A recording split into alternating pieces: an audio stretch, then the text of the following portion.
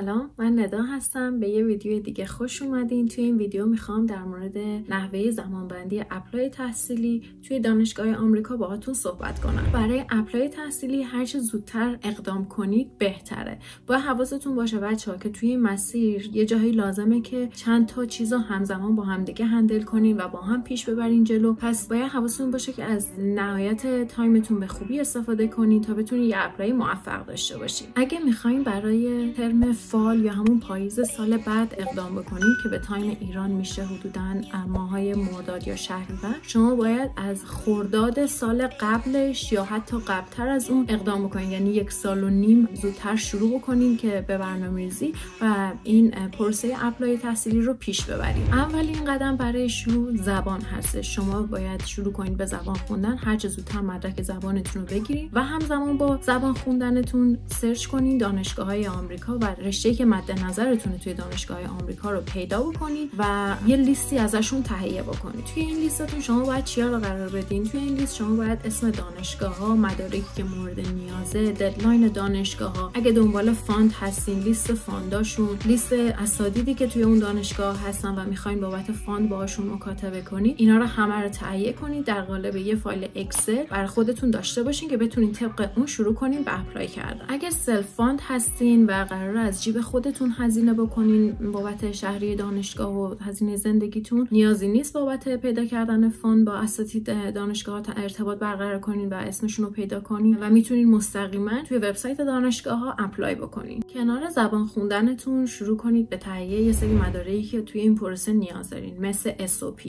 مثل رزومه و CV تون، مثل ریکامندیشن لترایی که باید از اساتیدتون بگیرین یا با مدیرایی که کار کردین اگه ازشون میخواین رکام بگیرین و لیست مدارک تحصیلی و ریزنمراتتون به همراه ترجمه هاش که بدین دارو ترجمه بکنه. بعضی از دانشگاه ها برای مدارک تحصیلیتون ارزیابی مدارک هم میخوان که حالا توی وبسایت میزنن. اگه جزء مدارک الزامی اون دانشگاه هست شما باید اکسترنال ایوالویشن یا ارزیابی مدارک هم انجام بدین و اون ریپورت رو بفرستین برای دانشگاه. این کارا رو همزمان با خوندن زبان انگلیسیتون انجام بدین تا بتونین از تایمی که دارین میذارین برای این مسیر نهایت استفاده رو بکنین و خیلی اتلاف وقت نداشته باشین. بعضی از دانشگاه‌ها و رشته‌ها جیاری یا جیمت هم میخوان که شما حتما وبسایت دانشگاه رو چک کنید. اگه جزء الزاماتش هست شما این آزمون رو برین بدین. اگه جزء الزاماتش نیست دیگه نیازی نیست وقت بذارین و هزینه کنین بابت آزمون جیاری یا جیمت. و مثلا از اونجایی که شما دارین برنامه‌ریزی میکنین برای فال سال بعد یا همون شهریور سال بعد، شما باید از شهریور سال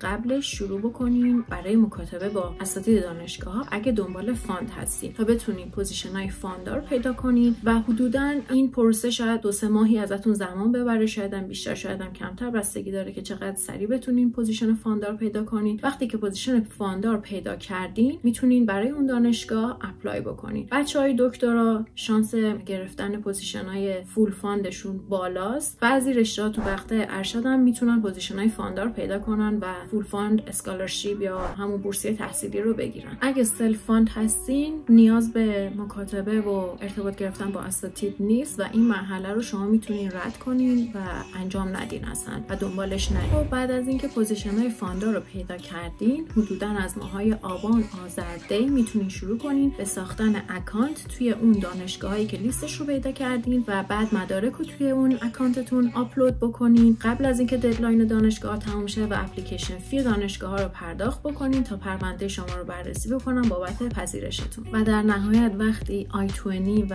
نامه پذیرشتون رو گرفتین باید برین سراغ گرفتن وقت سفارت و آماده سازی مدارکتون برای وقت سفارت. مرسی که با من همراه بودین. لایک و سابسکرایب رو فراموش نکنید. هر سوالی دارین کامنت کنید. این زنگوله رو هم از اون بالا روشن کنید و اگه فکر می‌کنین دوستی آشنایی کسی رو دارین که به این ویدیو نیاز داره حتما باهاش به اشتراک بذارین. مرسی.